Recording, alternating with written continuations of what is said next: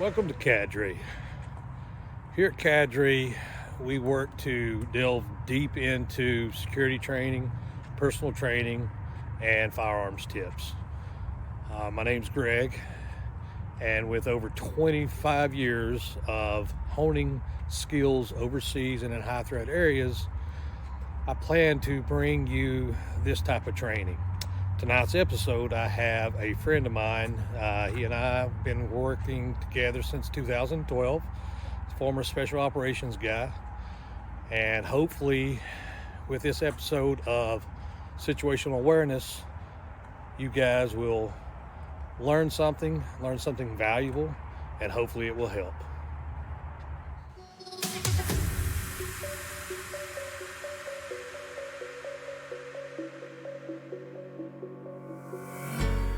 Appreciate you guys tuning in. And as stated previously, tonight's discussion will be on situational awareness, why it is critical or why it is a critical skill to have in security, and why it is a critical skill set to be applied in everyday life for you.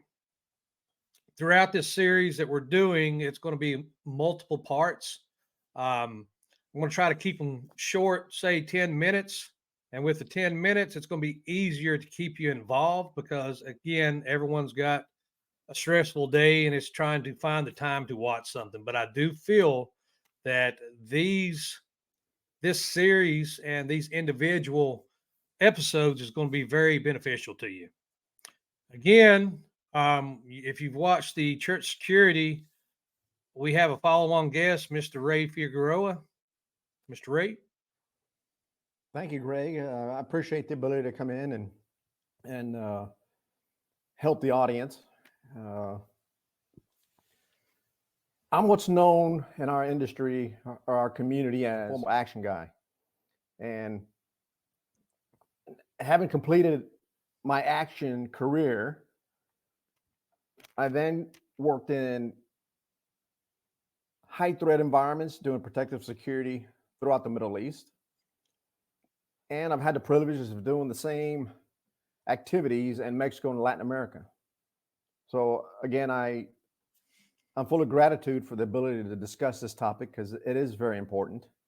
And it is something that some of us are actually doing without realizing that we're doing it on No, our I daily agree. activities.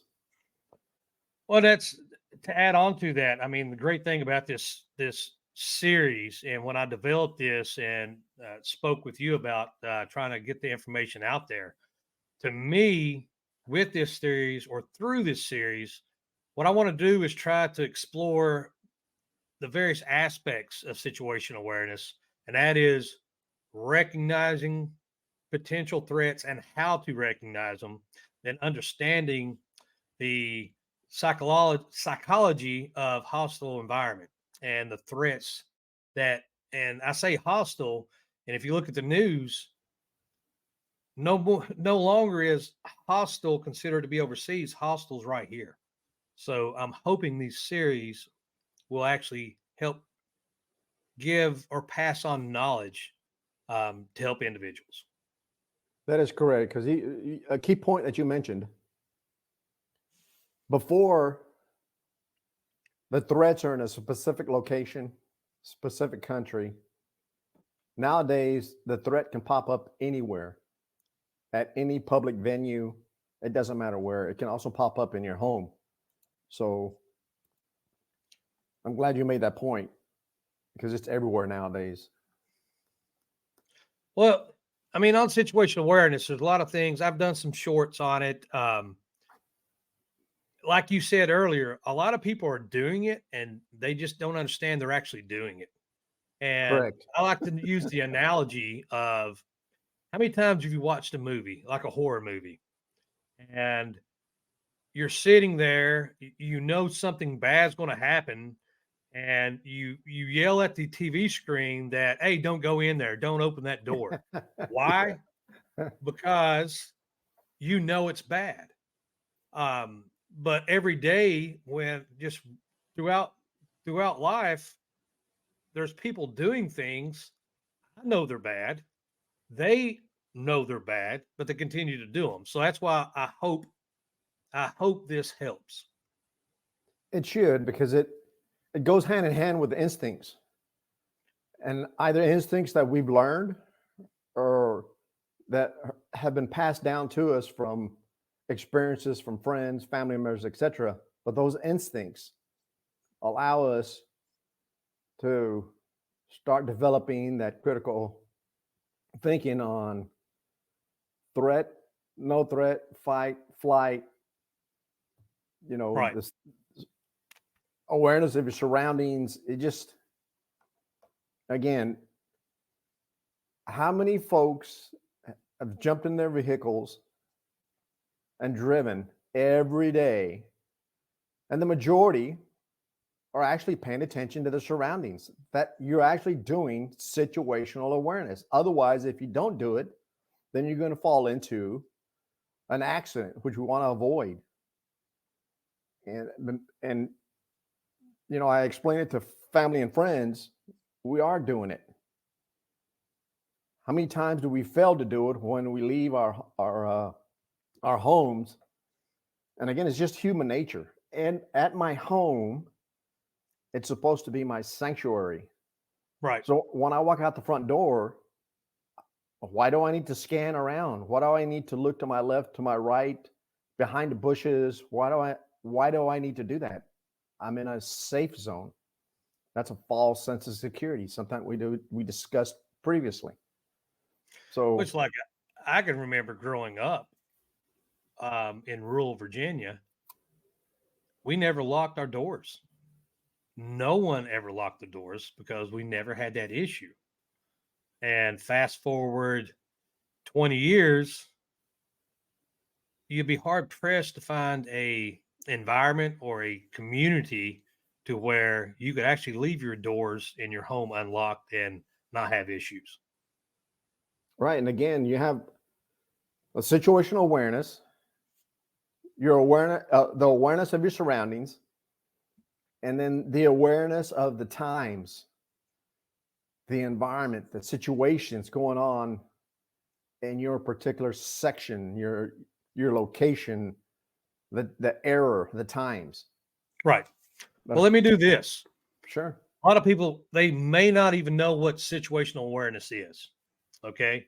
True. And the definition of situational awareness is going to be a individual's ability to perceive, process, and comprehend all relevant information that is going around them, what's going on around them. And that's looking near to far and finding out what's out of the ordinary. What's the perception? You got to perceive what's around you. You got to comprehend what it is. And then you got to make projections. What if? What's going to happen?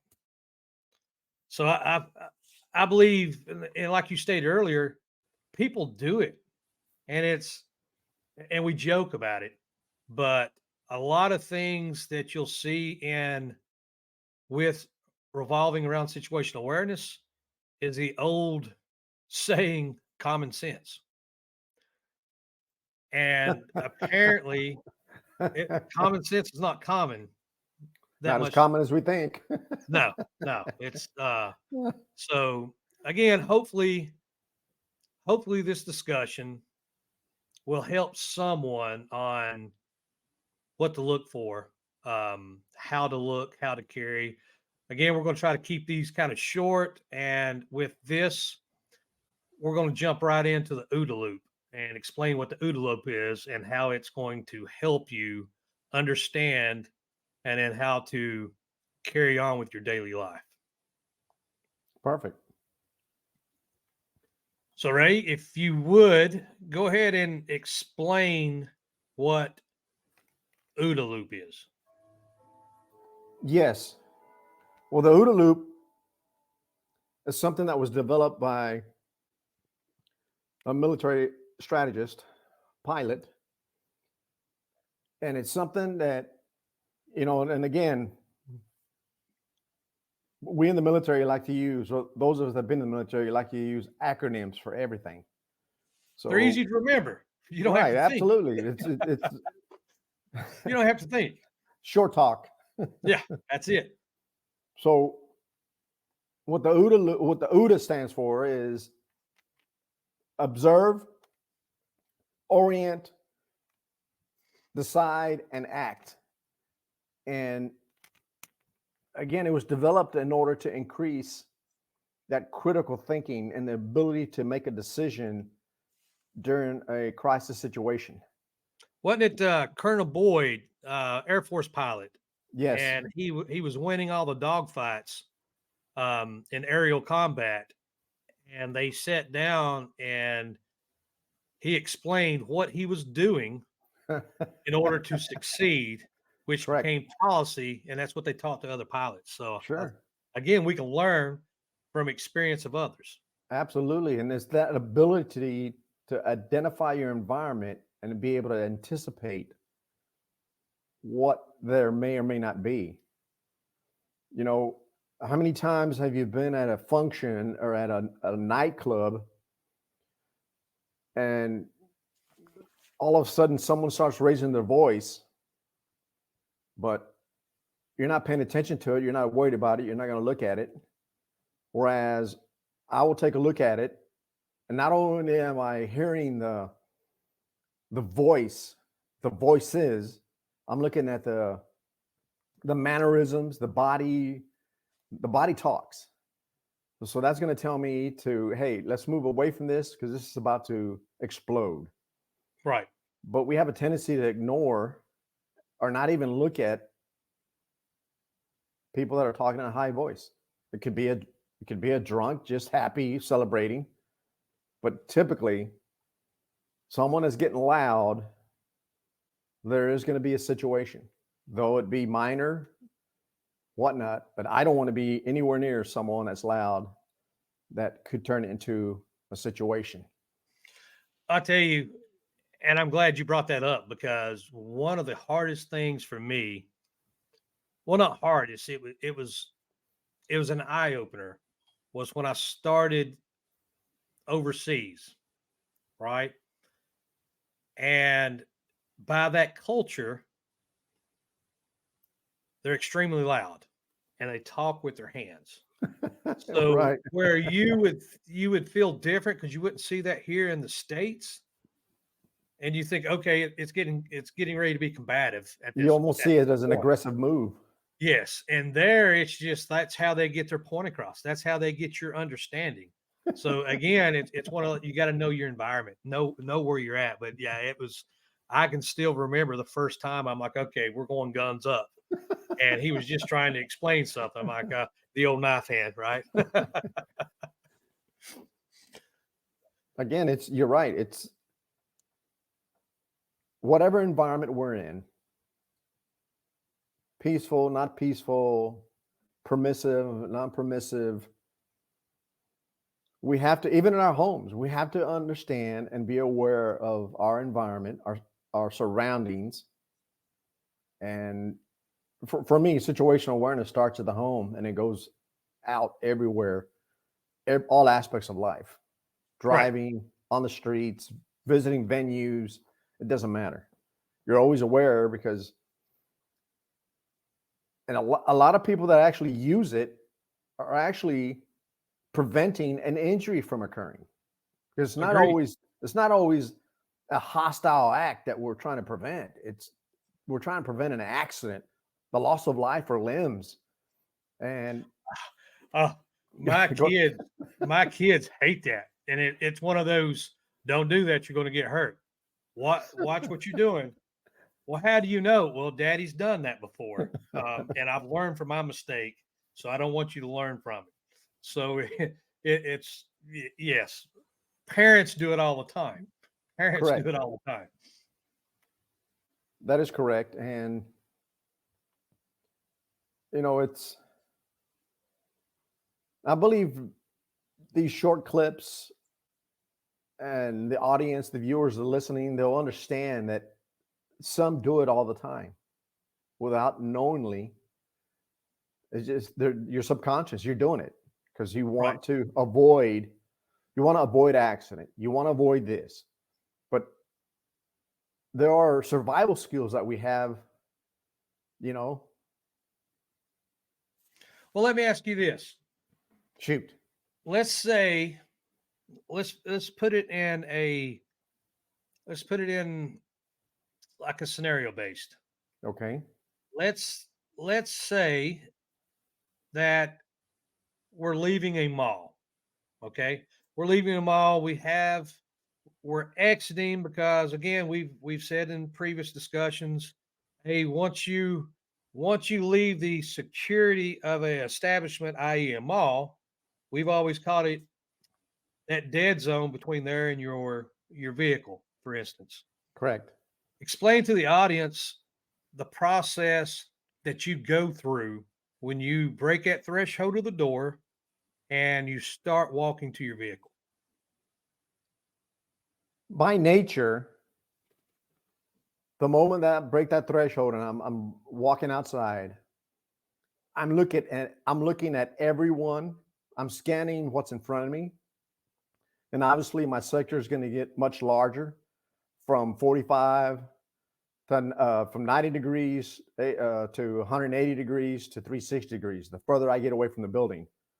But I'm looking at people. I love people watching. Yes. We are creatures of habit. And by looking at someone, you'll determine